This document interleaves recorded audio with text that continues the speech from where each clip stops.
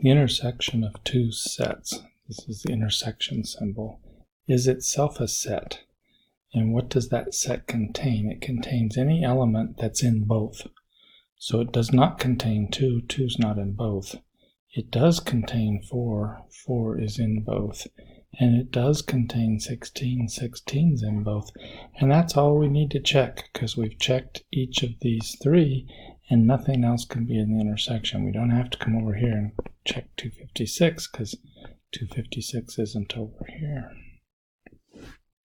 There are many ways to figure out the solutions to these kinds of problems, but the easiest one to understand, and the one that makes people feel like they sort of know what's going on, is the following.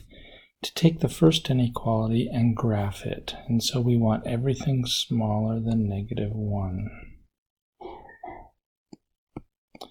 I'm using an empty circle here on the -1. I could have used a parentheses facing, facing that direction, but I chose not to.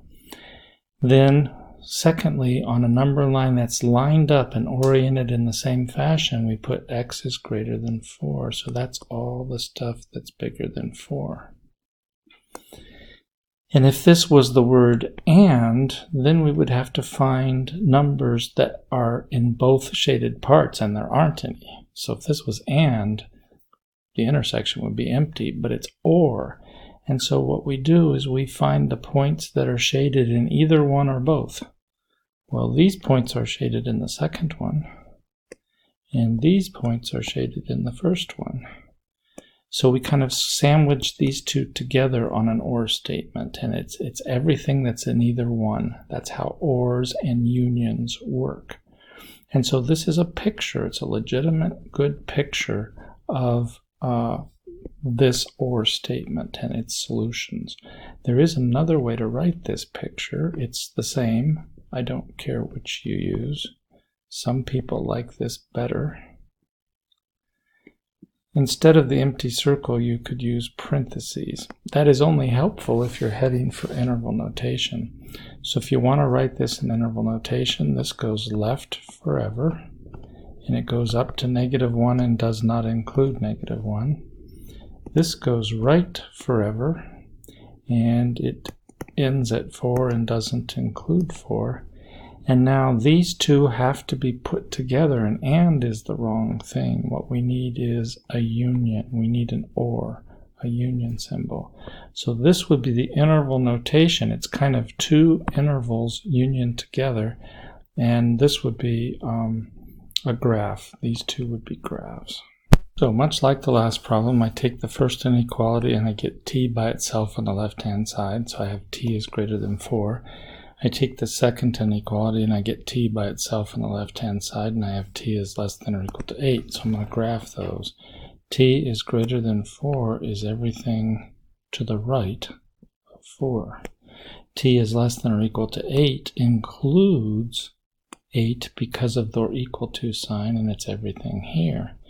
And now we're going to sandwich these two together like we did in problem 33, except it's and. So we're looking for the intersection. We're looking where they overlap, where they have stuff in common. They both have 8 in common, so I'm going to shade that. They do not both have 4 in common. This has 4, this one doesn't. But everything in between 4 and 8 they share in common. And so this is a picture of the solutions to the original compound inequality. Now that's a graph, but how would we do interval notation? Well, the left-hand number is 4, the right-hand number is 8. 8 is included, so we use brackets. 4 is not included, so we use parentheses. So this is interval notation for the answer. This is a graph on a number line for our answer.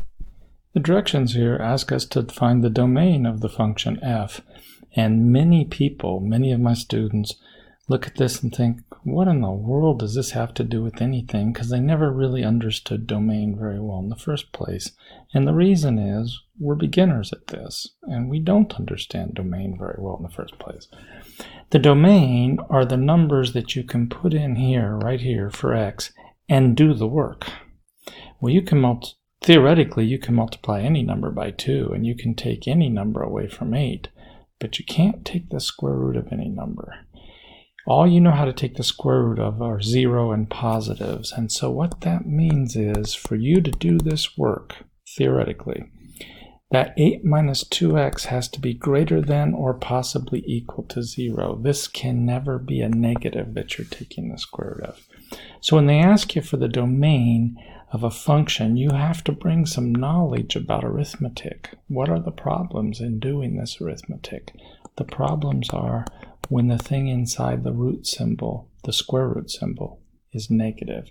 So you can't allow that. So you make it be greater than or equal to 0. Now, we solve it using our skills. That's why it's in this section. I'm going to divide both sides by a negative, but when I do that, I turn around the inequality sign. And I'm finding out that x must be less than 4. And so I don't know what it said. Interval notation. So we got to use interval notation. So we have a 4 on the right-hand side. It goes left forever. There's always a parentheses by an infinity, and it's or equal to, so the 4 is included with a bracket. This then is the domain. It's all the numbers that you can put into this function and legitimately do the work. Let's take something outside the domain, like the number 5. 5 is not in here. Let's try doing the work with 5. We're going to get the square root of 8 minus 10. We're going to get the square root of negative 2, and we're going to be stuck.